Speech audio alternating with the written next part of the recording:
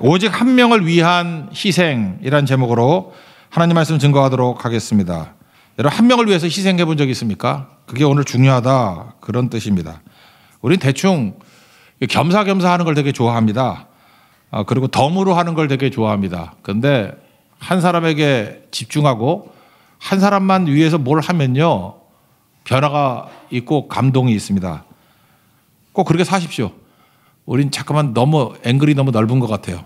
한 사람을 위한 시간, 한 사람을 위한 헌신, 한 사람을 위한 희생, 그게 인생을 바꾸는 것이 될 수도 있다라는 것입니다. 예수님이 거라사 땅에 갔는데 성경에 나와 있는 유일하게 이방 땅 간 스토리입니다. 예수님이 유대 벗어나지 않았는데 이방 땅 처음 갔어요. 그게 거라사라는 땅입니다.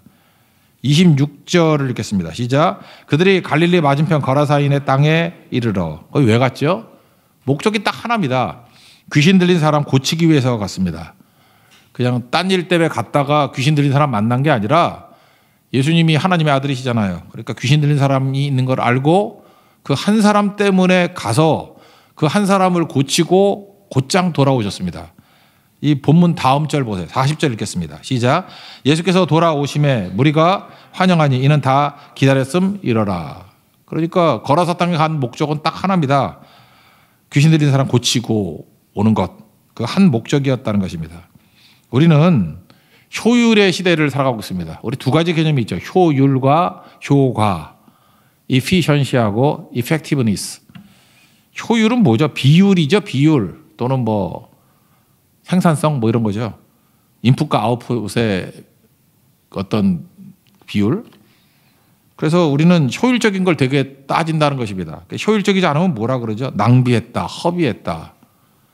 그 마리아가 예수님 향유 300데나리온 되는 걸 갖다 보니까 왜 허비하냐, 낭비하냐 그러잖아요.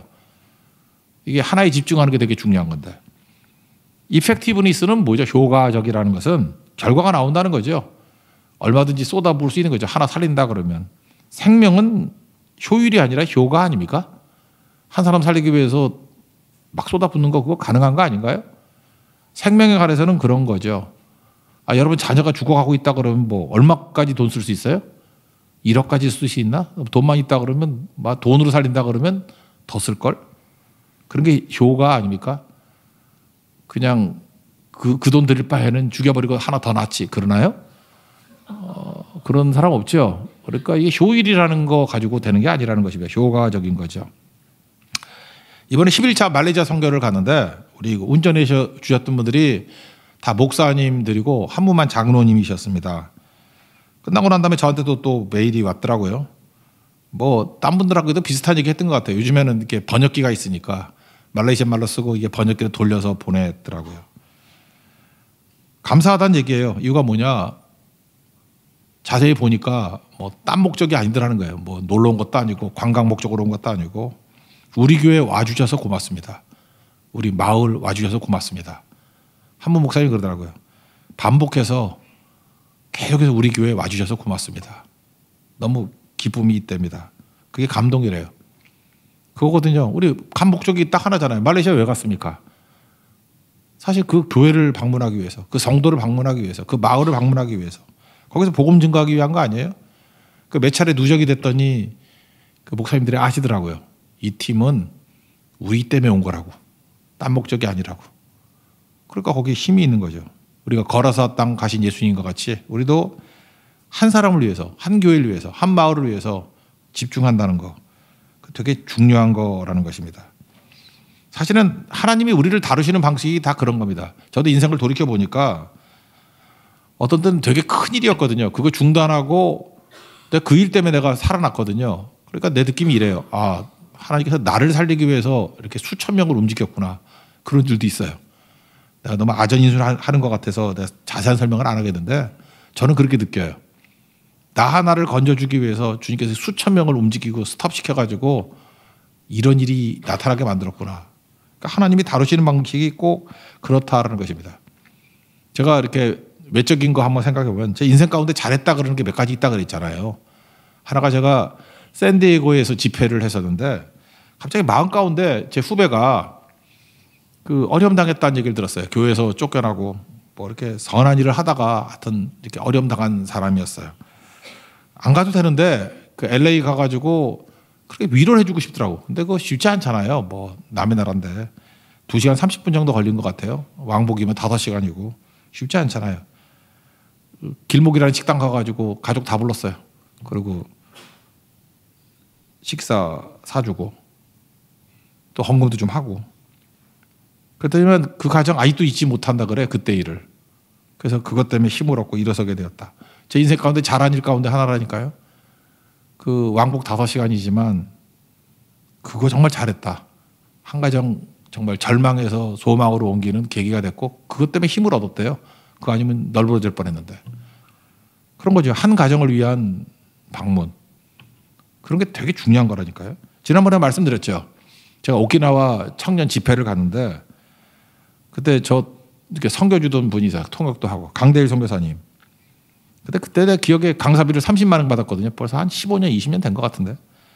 뭐 10배만 해도 300만 원 아니에요. 근데 이거 갑자기 감동이 오더라고. 이거 뭐 누구 줘야 될 것 같아요. 잠깐만. 가져가면 안 될 것 같아. 그래서 강대일 선교사님을 헌금을 했는데 전 잊어버렸어요. 그것만 기억나고 되게 고마워했던 것만 기억나. 그래서 뭔지 모른다고 제가 새벽기도 때 설교를 한번 했잖아요. 그랬더니 그 실시간 댓글에 강대일 선교사님이 글을 남겼더라고. 어떤 권사님이 그걸 카피해가지고 저한테 보내줘서 제가 뭐 또 알려주기도 했는데 그 아들이 있거든요. 영원이라고. 영어 이름은 다니엘인데 심장이 안 좋았어요. 태어날 때부터 심장이 안 좋아서 그 심장병 수술비를 썼대요. 사람 살린 거죠. 저는 그 요번에 알았어요. 요번에 뭐 한 달 전인가 2달 전에 알았어요. 그전엔 왜 고마워했는지도 몰랐어. 그냥 감사하다 그래서 저는 잊어버리고 넘어갔는데 저도 깜짝 놀랐어요. 야, 소름 끼치더라고. 아, 그래서 하나님께서 그때 기억나거든요. 뭔가 가져가면 안 될 것 같아요. 누구 줘야 될 것 같아요. 자꾸만. 그게 성령께서 일하신 거겠죠. 그게 뭐예요? 한 사람을 위한 거죠. 한 사람을 위한 거. 여러분 인생 가운데도 우리에게 이렇게 이끌어 가실 때가 있다는 것입니다. 그때 순종하는 거 정말 중요하다는 거예요. 인생 능력 있게 살라 그러면요. 하나님께서 우리를 이끌어 가십니다. 한 영혼에 집중하라고. 어떤 때는 한 영혼을 위해서 집중적으로 기도해 줘야 될 때가 있으면 그 사람 능력 있게 쓰임 받습니다. 뭐 사역자들 위해서 기도할 때. 뭐 스펄전도 그렇고 D.L. 무디도 그렇고. 그리고 한 사람 위해서 기도했던 사람들이 있었거든요. 그래서 그때 이후에 그분들이 능력 있게 변화가 된 경우도 있고 또 불신자들이 있지 않습니까? 한 사람을 놓고 해서 기도하는 사람이 있어요. 제가 볼 때 한 사람을 놓고 간절히 기도하고 헌신하게 될 때 그 영혼 살아나더라고요. 한 사람을 통해서 또 지렛대가 돼서 엄청나게 많은 영혼들이 주께 돌아오기도 하고 한 영혼을 위해서 집중하는 거 그거 되게 중요한 거예요. 예수님의 이 자세 예수님이 우리를 다루시는 방법이 그거예요. 거라사 귀신 들린 사람 한 사람 위해서 거라사 땅 갔다. 예수님이 유일하게 외국 간 예다. 물론 어렸을 때 애국 갔다 온 거 빼놓고 성인 되고 난 다음에 공생애 가운데 외국 갔다 온 게 딱 한 번이다. 한 사람을 위한 여행이었다. 우리도 한 사람 원맨 비전을 갖는 하나님의 거룩한 종 되길 바랍니다. 여러분 인생 가운데 이 한 사람이 딱 떠오르길 원하고 이 한 사람을 위해서 희생하고 헌신하는 종 되길 바랍니다. 그러면 여러분 삶 가운데 놀라운 변화가 나타나게 될 것입니다. 원맨 비전 갖는 축복 임하기를 축원합니다. 두 번째 내용은 뭐냐면 예수님에 대한 태도예요. 예수님이 구원자시고 생명이신데 예수님을 구원자로만 생각 안 하는 것 같아. 이 귀신이 들려오면 어떤 일이 벌어지냐면 예수님을 괴롭히는 분으로 본다는 거예요. 그러니까 우리 안에 악령이 역사하게 되면요. 예수님이 나를 괴롭히는 분 같이 보여져. 우리 구약성경에도 맨날 살폈잖아요. 말라기도 그렇죠.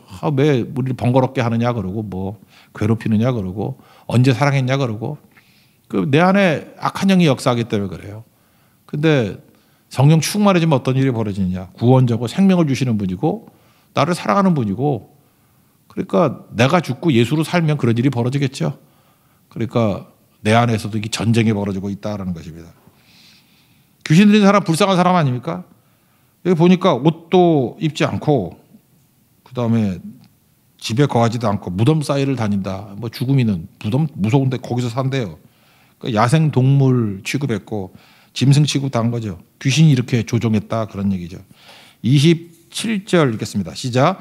예수께서 육지에 내리심에 그 도시 사람으로서 귀신 들린 자 하나가 예수를 만나니 그 사람은 오래 옷을 입지 아니하며 집에 거하지도 아니하고 무덤 사이에 거하는 자라. 예수님이 어떤 분입니까? 구원자시고 치유자시고 생명을 주시는 분이죠. 근데 그 안에 악령이 역사하니까 괴롭히는 분으로 얘기하다는 것입니다. 저에게 되게 충격적이었어요. 아, 예수님을 괴롭히는 분으로 여기는 때도 있구나. 28절 읽겠습니다. 시작. 예수를 보고 부르짖으며 그 앞에 엎드려 큰 소리로 불러 이르되 지극히 높으신 하나님의 아들 예수여, 당신이 나와 무슨 상관이 있나이까? 당신께 구하노니 나를 괴롭게 하지 마소서 하니. 그러니까 악령에게 사로잡힌 자의 특징이 뭐냐면 예수님을 괴롭히는 분이다, 이렇게 얘기를 한다라는 것입니다. 근데 이게 귀신 들린 사람만 이랬느냐? 나중에 귀신 쫓아내버리죠. 그랬더니 그 돼지떼에게 들어가잖아요. 그랬더니 어떤 일이 벌어져요? 사람들이 좋아하나요? 악령이 떠났으니까 좋아하나요? 아니죠. 이게 손해봤다 그래서 예수님한테 괴롭히지 말라 하고 똑같은 거죠. 떠나가 달라. 그러니까 귀신 들린 사람하고 뭐가 달라요? 똑같은 거지. 다 사로잡혀서 귀신 들린 사람이나 귀신의 영향을 받는 사람이나 똑같죠. 괴롭히지 말라, 떠나달라, 간섭하지 말라, 상관하지 말라, 똑같은 거죠. 우리도 내 인생 가운데 예수님이 오셔가지고 손해보게 만드는 거 있죠. 그 리차드 포스트가 얘기했더니 돈, 섹스, 권력. 돈도 못 벌게 만들고 쾌락도 못하게 만들고 권력도 뭐 저버리게 만들고. 그럼 예수님 떠나가 주세요. 그럴 수 있죠. 고3 때 예수님이 귀찮은 사람이 있죠. 아, 공부해야 되는데 자꾸 예배드리라고 그러고 괴로워. 예수님 날 괴롭히지 말고 좀 1년만 놔두세요. 뭐 이런 거 있죠. 똑같은 거 아니에요. 악령이 역사하는 거지. 나를 좀 놔두세요. 예수님이 하나님의 아들인 건 인정해요. 그렇지만 내 행복을 건들진 마세요. 뭐 그런 거겠죠. 36절, 37절 읽겠습니다. 시작. 귀신 들렸던 자가 어떻게 구원받았는지를 본 자들이 그들에게 이르매 거라사인의 땅 근방 모든 백성이 크게 두려워하며 예수께 떠나가시기를 구하더라. 예수께서 배에 올라 돌아가실세. 이거 사도행전 16장에도 나오죠. 그 점치는 여종이 있었습니다. 그랬더니 주인들에게 큰 이득을 주는 자래요. 사도행전 16장 16절. 잠깐 괴롭히니까 소리 지르고 그러니까 똑같아요. 지극히 높은 하나님의 종으로서 구원의 길을 너에게 전하는 자라, 이렇게 외치니까 귀신은 참 정확하게 고백을 하는 것 같아요. 바울이 심히 괴로웠대요. 괴로워서 귀신에게 이르되 예수 그리스도의 이름으로 내가 내게 명하노니 나오라. 그랬더니 귀신이 즉시로 나왔답니다. 그러니까 귀신은 센 놈이 아니에요. 예수 이름으로 외치면 나가게 돼 있다는 것입니다. 그럼 좋아할 줄 알았는데 똑같아요. 반응이. 19절 보니까 여종의 주인들은 자기 수익의 소망이 끊어진 것을 보고 바울과 실라를 붙잡아 장터로 관리들에게 끌어갔다가, 그래서 감옥 들어간 거 아니에요? 그래서 또 뭐 기도하고 그랬더니 뭐 옥문이 열리고 간수가 죽으려고 그랬더니 안 죽었다, 나 여기 있다 그러면서 또 집에 가서 먹이고, 그때 주 예수를 믿으라 그리하면 너와 내 집이 구원을 받으리라, 뭐 이런 거 있죠. 31절에. 그게 심지어 사건인데 이걸 보면서 알 수 있는 거죠. 귀신 들렸던 여종이 귀신으로부터 해방되는 걸 좋아하는 게 아니라니까요. 자기 돈, 자기 이익 손해보면 싫다 그러잖아요. 그러니까 우리도 마찬가지입니다. 예수님보다 돈 더 사랑하면 재물이냐 하나님이냐죠. 돈 더 사랑하면요, 하나님인지 알아요. 하나님의 아들인지도 알아요. 구원자인지도 알아요. 그런데도 괴롭히는 자여 그럴 수 있다는 거예요. 떠나소서 그럴 수 있다는 것입니다. 이게 종현장 차이예요. 남 얘기라고 생각하지 마세요. 여러분, 주 예수보다도 귀한 것은 없네, 그런 찬양이잖아요. 예수님입니까? 돈입니까? 예수님입니까? 권력입니까? 예수님입니까? 쾌락입니까? 그거 뭐, 만약에 예수님이 아니라 그러면 여러분들 귀신 들린 자하고 똑같습니다. 괴롭히지 말라, 떠나가 달라, 다를 거 하나도 없다라는 거예요. 공부에 방해가 된다, 사업에 방해가 된다, 그만 괴롭히라, 그런 거죠. 우리가 이게 신뢰가 없기 때문에 그래요. 진짜 예수님 믿는다 그러면 뭘 해야 돼요? 마태복음 7장에 나오잖아요. 우리 아버지시라 그러면 아들이 떡 달라 그러는데 돌 안 주는 거죠. 좋은 거 주시잖아요. 생선 달라 그러는데 뱀을 줄 아버지가 어디 있어요. 악한 자도 나쁜 놈도 자식이 그렇게 안 하는데 하늘에 계신 아버지잖아요. 우리 아버지 좋은 거 주시죠. 믿습니까? 그거 신뢰해야 될 거 아니에요. 그냥 이렇게 기도하는 거죠. 아버지 주시는 게 제일 좋은 건지 압니다. 그 아버지가 왜 괴롭히는 분이에요? 좋은 거 주시는 분이지. 오늘도 여기서 정확하게 오늘도 예배드리는 모든 성도들이 예수님이 좋은 거 주시는 분으로 믿는 시간 되기를 바랍니다. 그 예수님이 주신 거 다 좋은 거예요. 그 예수님 신뢰하는 거죠. 내 눈에 잠시 안 좋은 것 같이 보여도 결국은 좋은 거라고. 그게 합력하여 선을 이루는 거겠죠. 가장 좋은 거 주십니다. 믿고 의지하는 하나님의 종 되기를 바랍니다. 세 번째 메시지는 뭐냐 하면 광인에서 증인을 해요.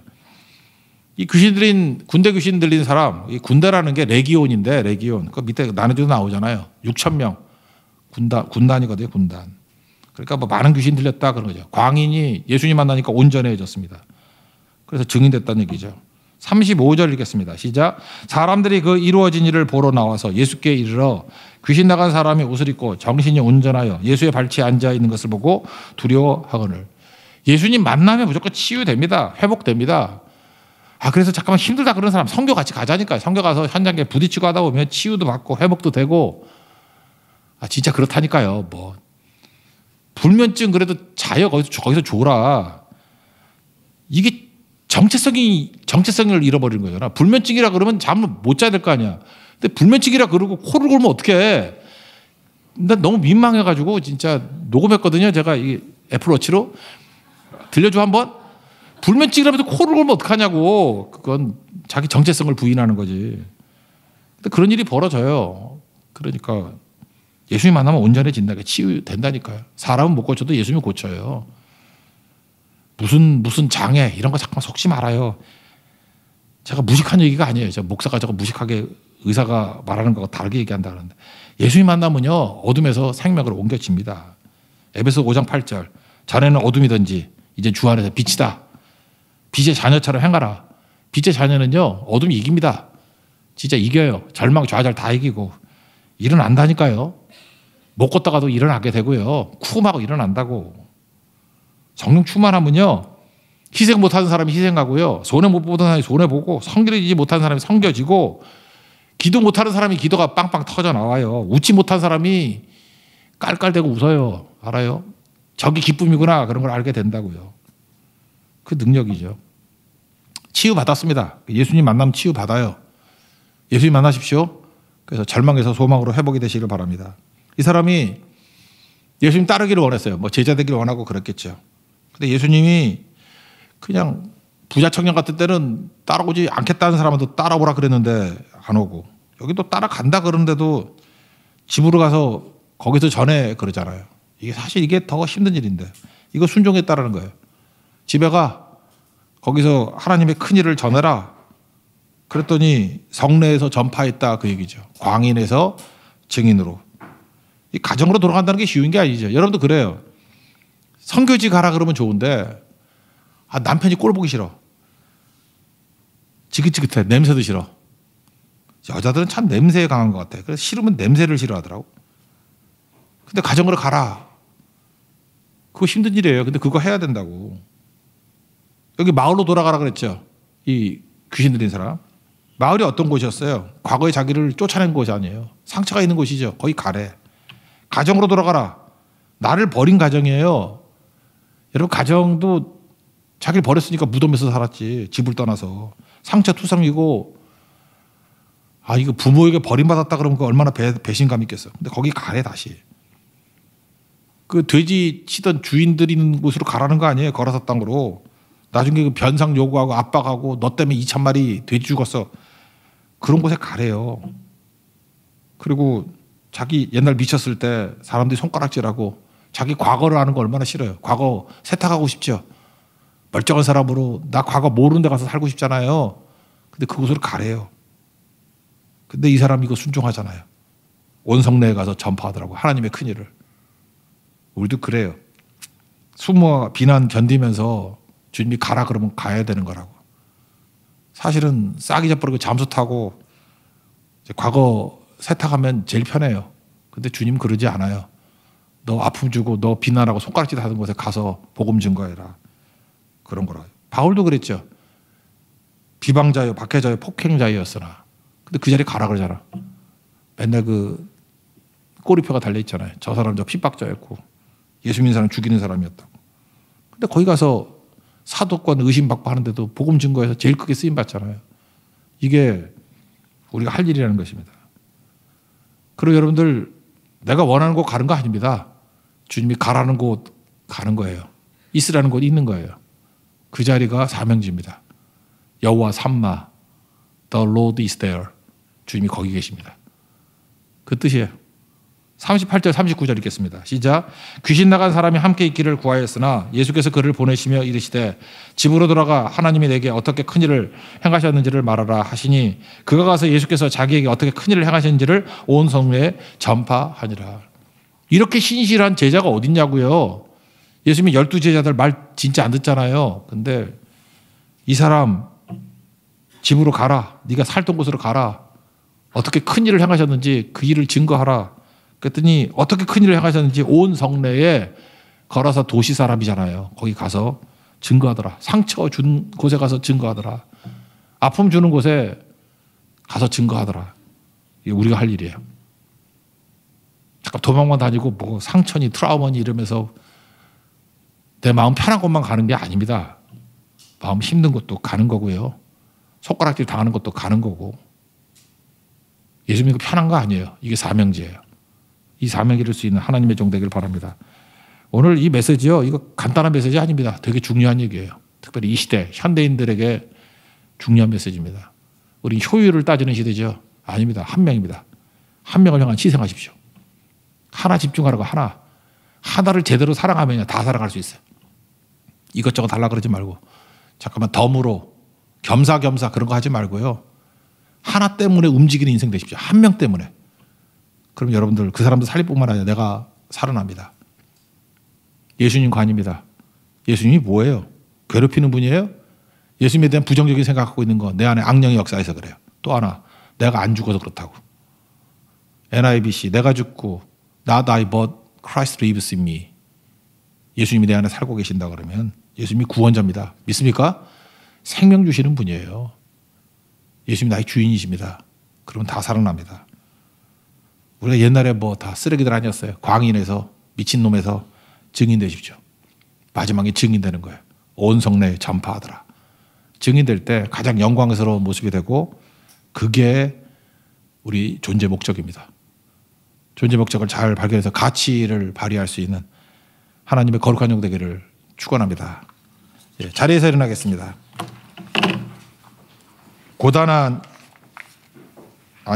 고달픈 삶에 나의 한숨을 바꾸셨네 찬양합시다.